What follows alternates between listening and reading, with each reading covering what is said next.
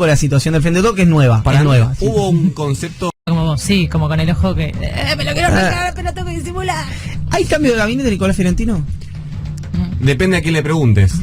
Bien, es una gran respuesta que cristaliza un poco la situación del Frente de Todos, que es nueva. Para es nueva. Sí. Hubo un concepto novedoso que puedo traer, que escuché, te diría, en las últimas 48 horas, que es la idea de avanzar con cambios. La frase que me dijeron es tocar a todos sin lastimar a nadie. ¿Se entiende? No. Como hacer cambios en el gabinete que de alguna manera genere pérdidas y cesiones y concesiones de todas las tribus y todos los espacios que componen el Frente de Todos, para que nadie se sienta aislado o atacado en términos personales. Está bien, ¿y eso cómo se traduce? Se traduce, primero, lo primero que se traduce es que si hace una semana, o así ponerle hace una semana, la expectativa o las posibilidades que tenía el presidente Alberto Fernández eran dos: o avanzar él con un cambio de gabinete que implique una demolición definitiva de puentes y de líneas de conexión con el Instituto Patria, o si avanzaba con un cambio, o avanzaba con cambios en el gabinete consensuados. Bueno, cambios en el gabinete consensuados con la vicepresidenta no va a haber, porque para eso tendría que pasar algo básico, y es que tendrían que hablar.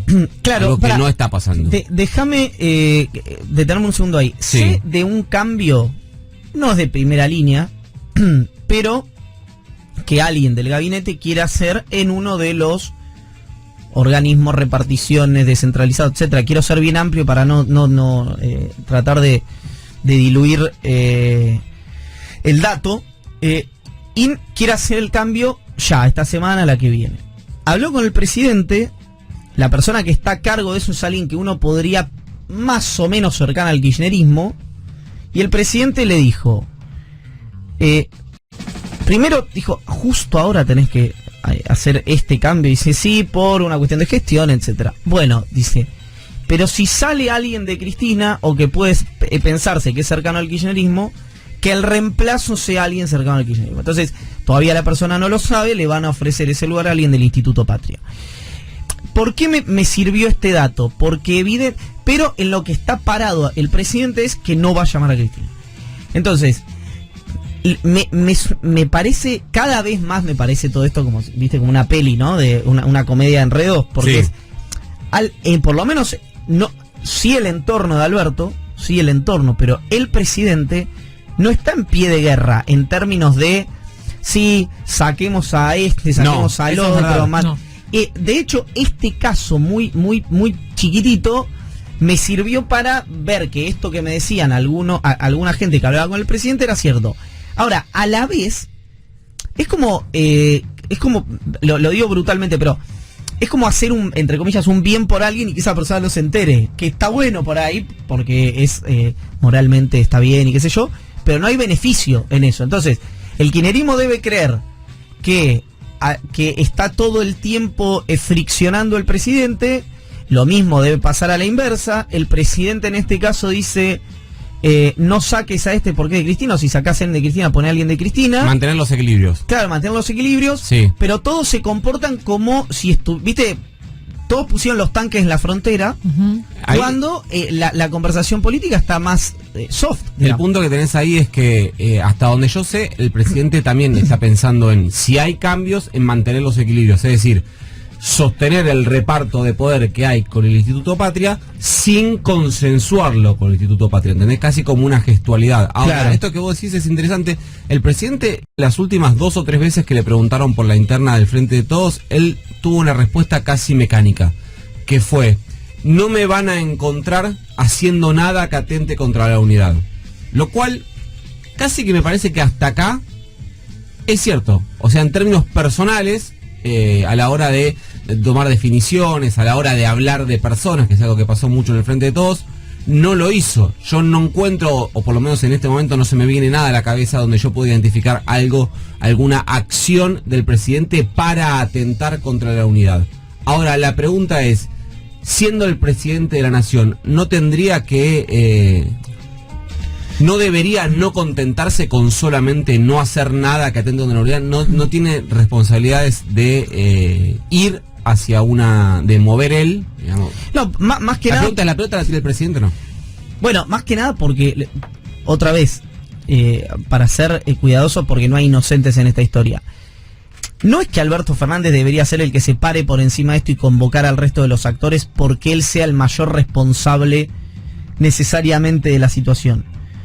Sino porque no lo puede hacer nadie más que el presidente. Exacto. Es decir, incluso si Cristina dijera, lo quisiera hacer, y dice, bueno, voy a convocar al presidente y al presidente de la Cámara de Diputados para darle una solución a esto, inmediatamente, ¿qué se diría? Que la que manda es la vicepresidenta.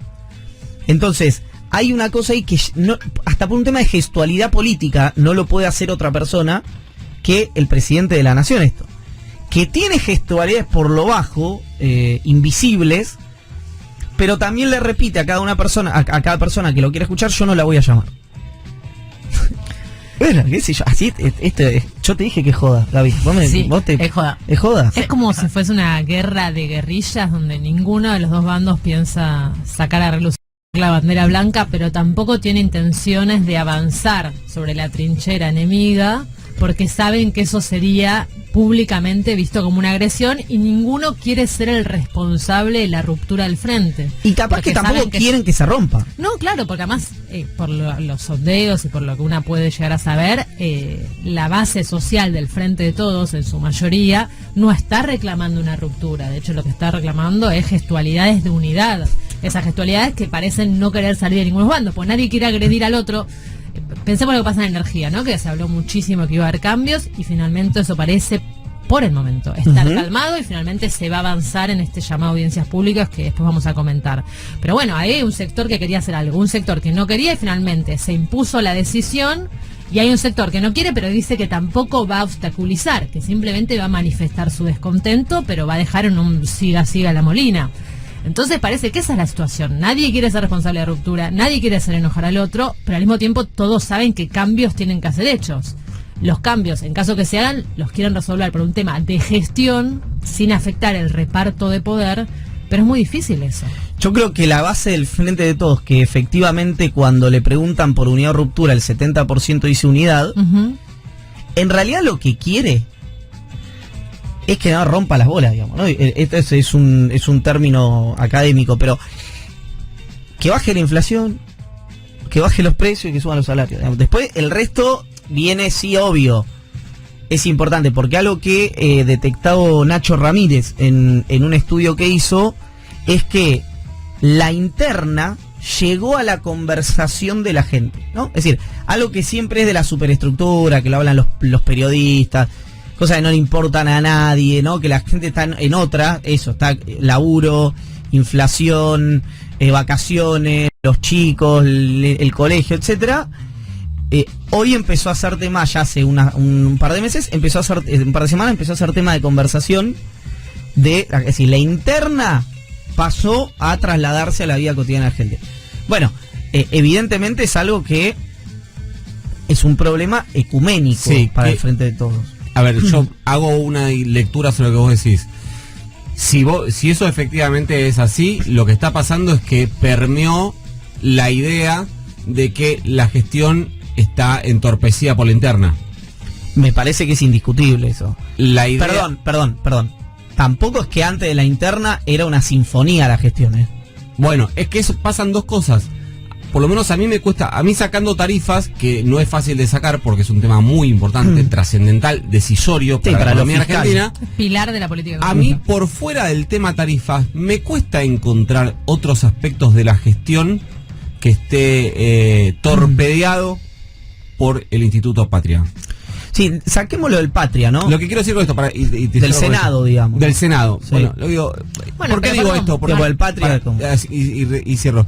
Porque también me parece que la propia actitud confrontativa de Cristina en los discursos, cuando dice esto, de la carta, del libro, también le termina siendo, me parece a mí, funcional a una idea de como, no podemos porque el kirchnerismo no nos deja. Y cuando vos empezás a afinar, decir, bueno, ¿cuáles son realmente las cosas que... o sea, sacando el tema, subrayo esto, sacando el tema de tarifa, que es decisorio para un millón de cosas, que efectivamente ahí hay un punto y ahí sí hay una traba muy concreta por parte del kirchnerisismo.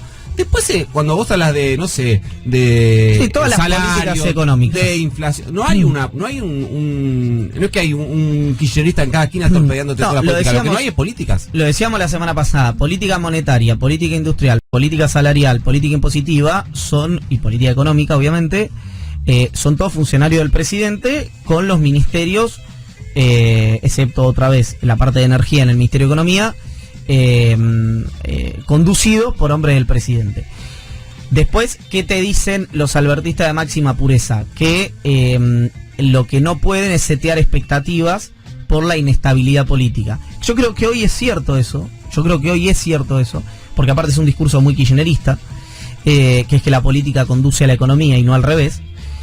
Y a mí me parece, y yo a mí me parece que es además poco kirchnerista, por ejemplo, lo que hace lo del reporte. ¿Por qué lo digo? Porque cuando Cristina Kirchner gobernaba, no había ninguna posibilidad de pensar que un subsecretario podía llegar a hacer una cosa así. ¿Recuerdan, digamos? Y así funcionaba, Yo creo que la única manera que funcione como conducía Cristina Kirchner o como conducía Néstor Kirchner es la única manera que funcione. Hay una anomalía obvia que está claro, que es que la accionista mayoritaria, la que tiene los votos en el frente de todos, es Cristina Kirchner. Lo que vos das la vicepresidenta. Para el kirchnerismo no es el verticalismo una forma de funcionamiento, sino que depende de quién está a la cabeza de ese verticalismo. Bueno, si no es una forma de funcionamiento. Y lo que pasa es que justo esta es una anomalía muy singular, digamos. Ahora, después, todas generan conversaciones, ¿no? Y después sale el canciller, que es la mano derecha de Alberto Fernández políticamente, a decir el único imprescindible en el poder ejecutivo es el presidente. Yo no sé, en serio, yo creo que están cabeceando granadas en un gasoducto y no se dan cuenta, la verdad. Porque además esa meja se te podía pasar de largo hasta la repregunta del periodista. En La Política Online fue, quiero también ser justo con la cita, que le dice, ¿solo el presidente? Sí, solo el presidente. Todos los demás somos prescindentes. Todos los demás, dice, además somos prescindentes. Yo creo que quiso decir prescindibles. No, prescindibles, sí. Pero bueno, eso es otra cosa. Te quiero hacer un pequeño, breve, muy sucinto receso y ya estamos con ustedes. Retomamos cambio de gabinete. Nicolás Ángel Paloma Celeste. Nombres que han dado vueltas de entradas y salidas. Se habló mucho, obviamente, durante las últimas horas del tema energético, de la probable salida de Federico Basualdo de la Subsecretaría de Energía Eléctrica. En el gobierno dicen que eso no va a ocurrir, que lo que sí va a ocurrir es que se va a avanzar con el esquema que ya tenían previsto Martín Guzmán y Alberto Fernández, pero sin dar una excusa o un argumento para que se tensione aún más la interna. Eso es lo que me dijeron a mí. El tiempo es un gran ordenador, dice Daniel Scioli. Mira, yo solo te sumo que Basualdo esta semana le mandó un informe a Darío Martínez y a Martín Guzmán, un informe técnico sobre la parte energética del acuerdo con el FMI, y fue muy, muy crítico. Mira, dice, por ejemplo, que la franja mayoritaria va a tener aumentos mayores al 65%. Dice que los aumentos en industria y comercio van a llegar al 90% en la tarifa y que van a atentar contra el crecimiento económico y que pueden acelerar la inflación. Y además también dice que no sabe cómo se va a calcular el 10% más rico porque no hay una base de datos idónea. Yo no sé si esto significa que Basualdo se va a ir o que lo van a ir, pero sí es una crítica muy fuerte y de alguna manera está plantando bandera y se está cubriendo por si este aumento en tarifas de luz y gas sale mal. Impacta. Claro. Sí, que salga mal...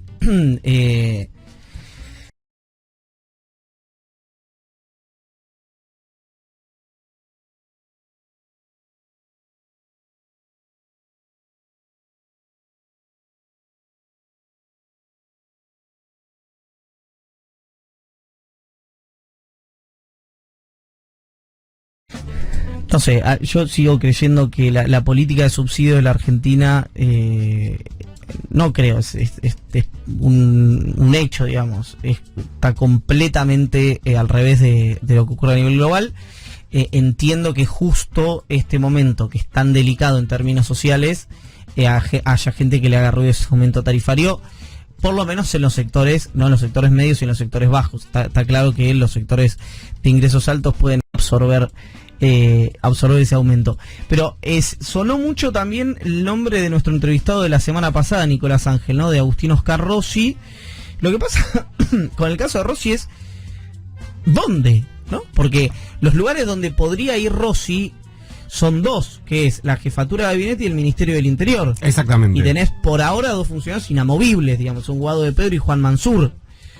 ¿Es inamovible Mansur? Bueno, a menos que él se quiera ir. Yo lo hiciste dejar la provincia, no lo podés echar. Es que lo que pasa también es que no la dejó mucho, porque de cada 5 actos es cierto. 4 los hace en Tucumán. Eso también es verdad. Sí. Eso también es verdad. Pero ese es uno de los puntos, ¿no? Después podría ir al ministerio, digamos, por los perfiles, me refiero, de obra pública, digamos, porque es un gestor, pero hay un funcionario que funciona, digamos, el palabra que tiene aquí, no es Gabriel Catopodis. No sé, está siempre esta lógica de que los nombres que se proponen para entrar al gobierno suenan en lugares políticos, donde esos nombres ya están bien cubiertos. Uno podría decir por ahí, no por caerle, pero digo, bueno, podría ser secretario general de la presidencia, pero le queda chico a Rossi la secretaria general. Es muy de periodista deportivo que le gusta un jugador que no es titular, entonces dice tiene que ser titular, pero no te dice quién tiene que salir. Claro, ¿viste? Exacto. Esto es bastante parecido. Igual no hay... me parece que dentro del universo de personas que rodean al presidente Alberto Fernández, que son un montón y que eso también de alguna manera es determinante de cómo circula la información. ¿Qué quiero decir con esto? Depende con quién del universo de Alberto Fernández hables, la lectura de la situación y las posibilidades de cambios en los gabinetes varía. Totalmente. Me parece que lo único... De hecho, alguien que está vinculado al mundo de la seguridad me dice, ¿y a la AFI? Bueno, no, lo de Agustín Rossi como una opción para ir a la AFI es algo que... ¿Se remonta a los comienzos del gobierno de Alberto Fernández? No sé si a los comienzos del gobierno, pero sí por lo menos a 6 meses atrás. Ok. Hace 6 meses, cuando se reactiva la relación entre Alberto Fernández y Agustín Rossi, que había quedado un poco dañada después del cierre de listas, yo por lo menos hace... te digo menos de 6 meses, hace 4 meses eran muchas las voces que lo ubicaban en la AFI, pero es un poco también lo mismo, ¿no? ¿En qué sentido? Y que es un cuadro, a ver, Agustín Rossi la mayor virtud que tiene es que es un cuadro político. Sí. Lo vas a poner en una cartera que no debería ser política. Claro, te entiendo, sí, lo podés exponer. Que después lo sea porque es en boca del presidente Alberto Fernández. Un órgano central de los sótanos de la democracia, los servicios de inteligencia, es otra cosa. Bueno, ¿y qué más? Está siempre... A ver, la idea del cambio de gabinete, que por otro lado es algo que, según tengo entendido yo, el presidente cree que hay que hacerlo, pero no por un tema de mal funcionamiento. Alberto Fernández está conforme con el funcionamiento del gabinete. Tiene que ver más con expectativas, claro, con relanzamiento, con generar... como no hay políticas de shock, generar shock a partir del cambio de nombre, generar una esperanza con eso. Como no hay política de shock, generar shock a través de la política. ¿Está bien? ¿Sabes qué pasa? Somos buenos al final. ¿Está bien? Pero medio de casualidad. De casualidad. El principal apuntado siempre es el gabinete económico. Claro. En sentido grande, digamos. Sí, no sí, Martín Guzmán, sino también en trabajo, también producción, también AFIP, Banco Central. O sea, todo lo que uno entiende como gabinete económico. El tema es que en economía realmente creen que la cosa está mejorando. Dicen que esta semana hubo mejoras en indicadores de empleo, que el adelantamiento de paritarias y que va a traer alivio al bolsillo del asalariado, que el bono de los jubilados va a hacer lo mismo con los adultos mayores, que la tarjeta alimentar va a ir con los sectores más bajos, que eso eventualmente va a traer reactivación, más pronto que tarde, que eso, la reactivación siempre es buena también para el trabajador informal. Se está pensando ahora también algún tipo de beneficio económico para lo que queda en el medio, digamos, ni los asalariados que tuvieron el beneficio de ganancias, ni los más perjudicados por el orden social que tuvieron la tarjeta alimentaria, digamos, los monotributristes o el trabajador informal, pero no tan pobre. ¿Fue un fallido? ¿Monotributriste? Sí. No, un intento de chiste, si querés. Ok. No, porque hay algunos monotributistas. Solemos ser tristes. La mayoría solemos ser tristes. Hay una minoría que son los emprendedores romantizados por el gobierno anterior. Sí, que es una que les manera va muy linda. bien en la tecnología y qué sé yo. Bueno, no deja de ser una precarización laboral el emprendedor o un que busca. Yo ahí diciendo igual, ahí Estamos diciendo... abriendo 45 paréntesis, Sí, chicos. igual ahí diciendo que es alguien que factura, o alguien de 22, 23, 24 años que factura o que factura afuera, además no quiere tener un empleo en blanco. No está precarizado, hay gente que le está va muy libre bien. para él, digamos. Hay gente Pero que bueno, piensa que volvamos al tema gabinete. Pero bueno, te quiero decir, en la economía, en el gabinete económico, creen que las cosas van bien, con lo cual no consideran que debería Claro, pero la haber decisión la cambios. toma el presidente. Sí. ¿Qué piensa el presidente sobre el gabinete? Piensa que funciona bien en varios aspectos, no solo el económico. Entonces, ¿por qué haría un cambio? Para relanzar la gestión. Que el que sacás no sea mejor que el que va a entrar. Porque, digo, no, te digo una tontería. Sacás bueno, que ahora no quiero a ningún nombre, pero sacás al ministro de Economía, es el más apuntado. Sí. Lo pones ahí, vaya Groski. Y la chocaste, amigo. Bueno, O sea, ahí, ahí pasa que voy, digamos. ahí vos tenés un punto y es que la política tiene un componente que no es netamente técnico, digamos. Vos podés poner a alguien que no sea mejor que Martín Guzmán, Sí. en términos técnicos, por ejemplo, Sí. pero que sí, en determinado clima, en determinado contexto y en determinada situación, genere algo más positivo que la presencia de Guzmán, aunque la administración de la economía no sea mejor. ¿Se entiende? Sí, Sí, un además el riesgo. cristianismo cree que no se está actuando para calmar la economía y por eso pide una renuncia. O sea, estamos hablando del albertismo, está contento. El cristianismo no está contento. Vos hoy tenés un problema con Guzmán, por ejemplo, que no tiene que ver con sus capacidades técnicas, o sí, que es, le cuesta anclar expectativas. Sí. Entonces vos podés poner una figura que en un pan y queso para elegir economistas, vos no lo elijas antes que a Martín Guzmán, pero que desde un punto de vista político, desde un punto de vista contextualizado, sirva para anclar expectativas, Bueno, por ejemplo. siempre están los nombres dando vuelta de Redrado, de Manuel Agis, que por lo que yo tengo entendido, ninguno agarraría solamente con el Ministerio de Economía, digamos. Es decir, si vos no tenés la energía o otros lugares del Estado que son una aspiradora de dólares, bueno, también es difícil hacer política económica si no está coordinado por un ministro en una situación como la actual que está todo tan delicado. Hacemos un pequeño receso. Nos cuente algo que no funciona armónicamente el gobierno desde el 10 de diciembre, digamos, del 2019, que es el área de energía, ¿no? Recordemos al principio con el nombramiento de Bernardo, el mayordomo del Zorro, de Sergio Lanciani. Vieron que no hablaba. Y después con las sucesivas, digamos, internas, ¿no? En el área. Sí, es un área de la energética que estuvo cruzada por internas e intenciones cruzadas, como vos bien decís, del minuto uno, y que además es central de la política económica por la cantidad de dólares que chupa en materia de subsidios.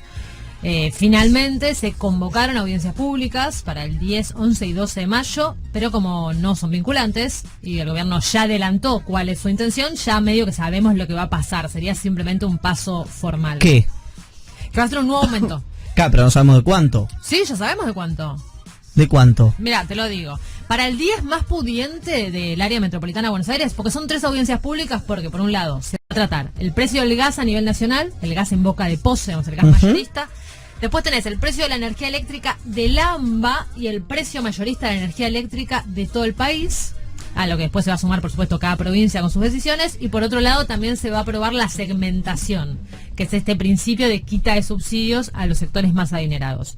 A este 10% más pudiente se le va a hacer una quita total de los subsidios energéticos. Recordemos que hoy el Estado paga el 75% del costo mayorista de la energía y el 50% del costo del gas. Con lo Claro, cual, te puedo hacer una pregunta sobre eso, pero ¿ya está Sí, definido claro. cómo se va a determinar quiénes son las personas que componen ese 10%? no, aún no se termina de explicar. Sí está definido, estamos hablando más o menos de 500.000 hogares y 8.000 industrias, pero todavía no se termina de explicar con detalles cómo es que se calculó ese 10%. Claro, a eso Ah. me refería. Eso es lo que exactamente. no sabemos. Porque Igual esas son No. del área metropolitana. Claro, porque es lo que es jurisdicción nacional en términos de energía eléctrica. Sí, Después de cada hecho- provincia lo va a extender. sí, igual que no sé, siempre doy el mismo ejemplo, pero los cordobeses o los rosarinos tuvieron 30, 40% de aumento. esto es algo muy metropolitano, el 7% en 2 años, digamos, ¿no? Estamos cuidando está bien, el corazón por ahí de población de la Argentina, en la ciudad con el PIB per cápita más alto. Bueno, yo ya es que lo que vos definís pienso. a nivel nacional en términos estatales es el precio de la energía per se. Después cada provincia, por ejemplo, define los costos de distribución, lo que acá llamamos de norte y de sur, eso lo define cada provincia. Escúchame, sí. Estaba trabajando el gobierno en su amplísimo espectro, en algo un poco más logrado que aquella segmentación que se filtró en su momento, que era, bueno, por ahí insuficiente. Sí. Pero tampoco es sencillo de hacer, digamos. Es decir, aún poniéndole voluntad, tampoco es sencillo de hacer, pues no lo han podido hacer sucesivos gobiernos. Y pensá que lo que hizo el último cristinismo con la sintonía fina, donde ya se sacó subsidios a Puerto Madero, poner el corredor Libertador, lo quiso hacer el macrismo también, con la segmentación no pudo, y lo está queriendo hacer el albertismo con muchísimos conflictos. Es algo que nosotros teóricamente pensamos que debería ser, inteléquicamente pensamos debería ser muy fácil, pero evidentemente en la práctica cuesta, pues estamos hablando de gobiernos muy diferentes que nunca pudieron lograrlo. Pero hasta ahora te hablé de los más ricos. Sí. Vayamos a los más pobres. Sí. Tenemos más o menos un 30% de los usuarios de Argentina que cobran tarifa social, que tienen el beneficio de la tarifa social. Bueno, ellos van a tener un aumento, y acá síganme, que tiene que ser equivalente al 40% de lo que hayan subido los salarios el año anterior, medido por el coeficiente de variación salarial que te pondera los salarios en blanco y los salarios en negro, tanto público como privados. Al resto de los mortales, donde seguramente entremos personas como los que estamos en esta mesa, estas personas vamos a tener un aumento equivalente al 80% de lo que haya aumentado el salario el año anterior. O sea, los pobres, tarifa social un 40%, el resto un 80%. Perdón, es importante algo. Si bien por INDEC o por encuesta permanente de hogares, si vos hoy ganás más de 90.000 pesos, formás parte del 10% más rico. A mí lo que me explicaron es que en base a una serie, o sea, y pagarías tarifa plena, es decir, con esa lógica, pagarías el 100% de la tarifa.